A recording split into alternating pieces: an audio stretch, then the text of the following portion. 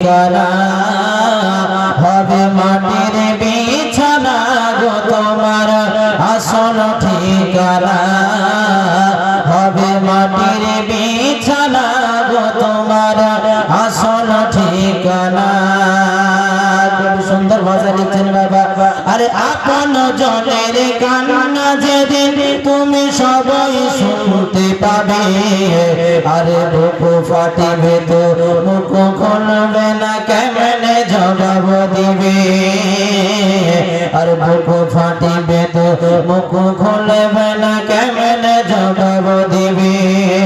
কি করে বোঝাবে তুমি, কি করে বোঝাবে তুমি মনের বেদনা হবে মাটির বিছানা গো তোমার আসল ঠিকানা হবে মাটির বিছানা গো তোমার আসল ঠিকানা। খুবই সুন্দর ভাষায় লিখছেন। কাঁদবে মাতা, কাঁদবে পিতা, কাঁদবে ভাই বোন, আর পাশে এসে কাঁদবে তোমার আত্মীয় স্বজন, আর পাশে এসে কাঁদবে আমার আত্মীয় স্বজন।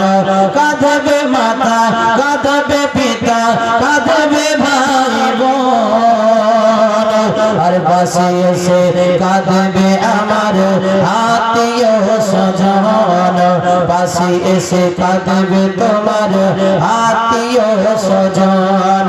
আর করবে দোয়া খোদার ধারে, করবে দোয়া খোদার ধারে মুমিন মুমিনা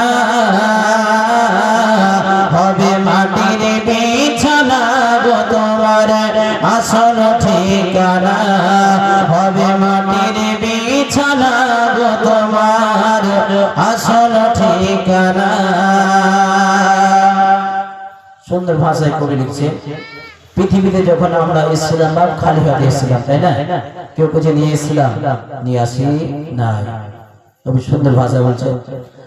খালি হাতে এসেছিলে যাবে খালি হাতে, আর শুধু একটি সাদা কাফন যাবে তোমার সাথে, আর শুধু একটি সাদা কাফন যাবে আমার সাথে।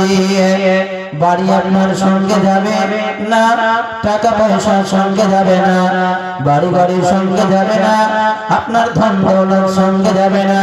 পৃথিবীতে যা কিছু আপনি উপার্জন করেছেন সব কিছু দুনিয়ার জমিনে থেকে যাবে, শুধুমাত্র একটি সাদা কাপড় নিয়ে আপনি পরে পরে চিরতরে আপনি সব কিছু রেখে বিদায় নেবেন।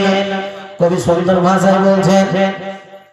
খালি হাতে এসেছিলে যাবে খালি হাতে, আর শুধু একটি সাদা কাফন যাবে তোমার সাথে, শুধু একটি সাদা কাফন যাবে তোমার সাথে। আমল ছাড়া তোমার সঙ্গী, আমল ছাড়া আমার সঙ্গী কিছুই হবে না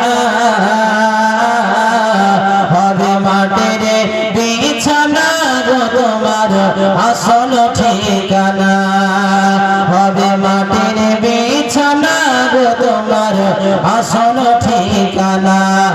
মরতে হবে একদিন তুমি ভুলে যেও না হবে মাটির বিছানা গো তোমার আসল ঠিকানা।